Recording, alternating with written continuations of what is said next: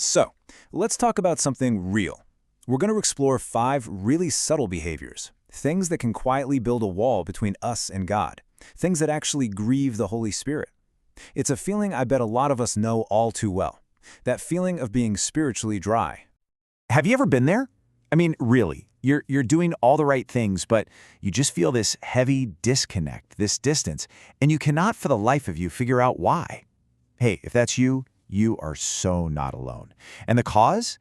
It's often way closer than we think. And this is the part we really got to get. The presence of God doesn't just pack up and leave in some big, dramatic exit. No, it's more like this. It's like a flame that's slowly, quietly being starved of oxygen.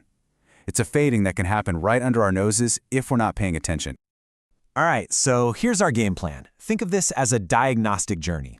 We're going to start by really understanding this fading flame. Then we'll dig into the heart's hidden grievances. After that, we'll look at the vandalism and static in our lives, then the sheer emptiness of neglect, and this is the best part.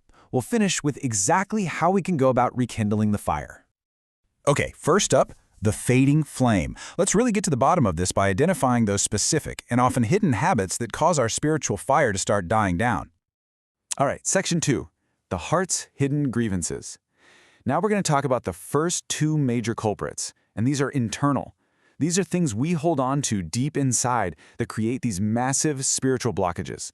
I'm talking about bitterness and pride. Man, this quote just says it all, doesn't it? Bitterness isn't just some bad mood. It's literally an act of self-harm. You think you're holding on to that hot coal to get back at someone else, but look who's getting burned. You are. That unforgiveness, it quietly bolts the door of your heart shut from the inside. And check this out, because this distinction is crucial. Pain, that's the wound. It happens to all of us. But bitterness, that's our choice to clutch onto that wound and refuse to let God anywhere near it. And you've got to catch this takeaway. Forgiveness is not about approving what they did. It's about setting yourself free. The Holy Spirit can't feel hands that are clenched shut. Now for the other one, pride. And let's be super clear, we're not talking about having healthy confidence. In the Bible, pride is way more subtle. It's self-reliance. It's that quiet, default setting where we live our lives as if we've got it all handled, no help needed. And the Bible is shockingly clear on this. God literally resists the proud. He pushes back against that attitude. I love this picture because it's so perfect. You know when you're driving in a dense fog? Your instinct is to crank up the high beams to see better. But what happens? The light just bounces off the fog and blinds you completely. That is exactly what pride does to us spiritually. We think we're being strong and clear-eyed, but we're just blinding ourselves to how much we desperately need Him. Okay, section 3, the vandalism and the static. So we've looked inward at the heart. Now let's see how that stuff on the inside starts to spill out into our actions.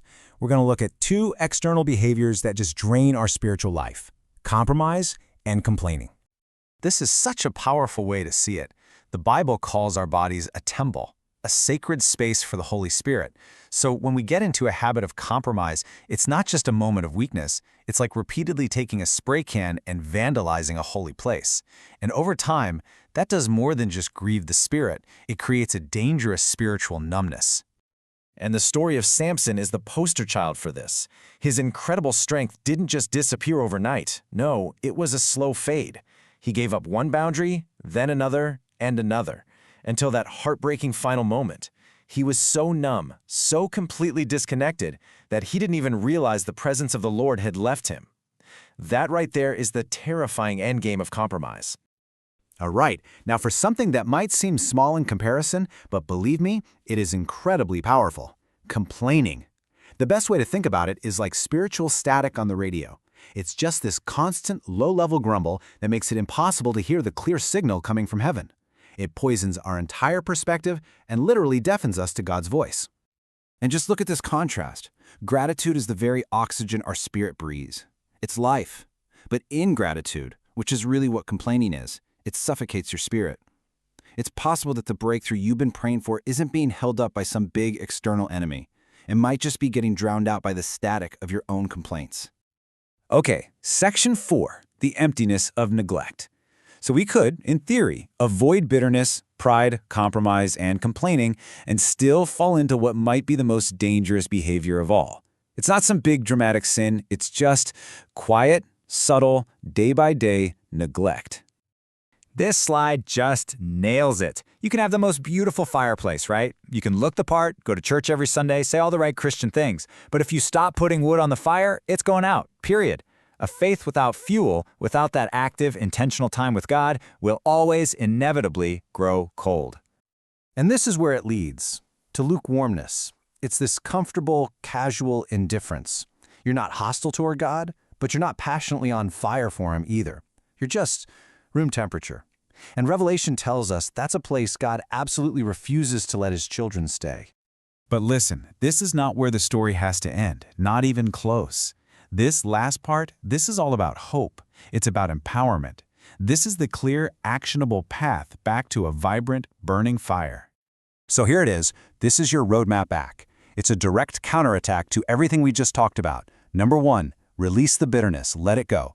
2, lay down the pride, that's self-reliance. 3, break that cycle of compromise. 4, you kill your complaints with gratitude. And 5, you intentionally, deliberately start putting wood back on that altar.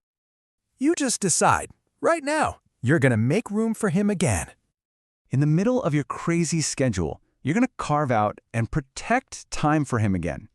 You're going to make space in your life for His presence to actually come and dwell. Listen, the Holy Spirit hasn't left you. The embers are still glowing. They just need to be fanned back into a flame. And if this has been speaking to your heart at all, please don't let this just be information. Let this be a moment of transformation. Make this declaration your own. Right where you are, just say it out loud. Holy Spirit, take your place in me. And as you pray that, here's one final thought to hold on to. This time, don't settle for a temporary fix. Don't just ask Him to come for a quick visit. Ask Him to move in. Ask Him to stay. For good.